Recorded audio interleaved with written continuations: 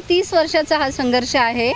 गेले डॉक्टर बाबासाहेबांचं स्मारक असावं शहापूर तालुक्यामध्ये, अशासाठी आम्ही एक गव्हर्नमेंटची जागा मागत आहोत। तिथे काय मला बंगला बांधायचं आहे आणि मी जागा मागते असं मुळीच नाही आहे। एक संविधान लिहिलेलं, आज घटनेचे शिल्पकार डॉक्टर बाबासाहेब यांच्यासाठी आम्हाला नतमस्तक होण्यासाठी बाबासाहेबांचं स्मारक असावं, या शासनासमोर अनेकदा आंदोलन उपोषण झालं, पण फक्त मिळालं आश्वासन। पण यावेळेस जो आम्ही घर छोडो आंदोलन केलं आहे, जोपर्यंत आम्हाला कागदावरती लेखी जागा अमुक ठिकाणी दिली आहे आणि या जागेचे लेखी पत्रक आमच्या हातामध्ये येत नाही, CM साहेब स्वतः येऊन भेटत नाही, तोपर्यंत हा घर छोडो आंदोलन आम्ही सोडणार नाही।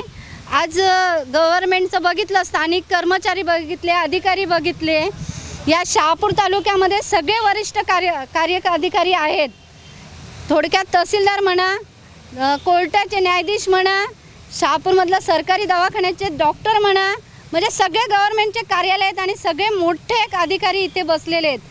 पण इथे डॉक्टर बाबासाहेबांनी चरण लावून या शहापूर तालुक्याला स्वतःचं पाय लावून सुद्धा या ठिकाणी बाबासाहेबांचा पुतळा देत नाही, म्हणजे किती दुःखाची गोष्ट आहे।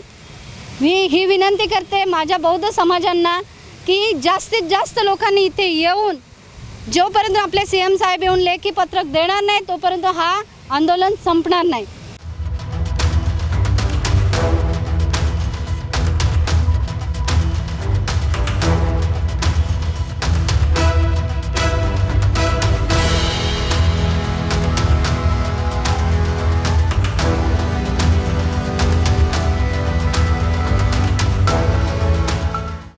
शहापूर तालुक्यात महामानव डॉक्टर बाबासाहेब आंबेडकर यांच्या पुतळा उभारणीसाठी सार्वजनिक बांधकाम विभाग यांच्या अंतर्गत असलेल्या जागेची मागणी प्राप्त झाली असून या पुतळा उभारण्यासाठी जागा उपलब्ध करण्यासाठी प्रस्ताव वरिष्ठ कार्यालयाकडे सादर करण्यात येत आहे आणि त्याचा पाठपुरावा करून जागा उपलब्ध करण्याचे प्रयत्न या कार्यालयाकडून करण्यात येतील।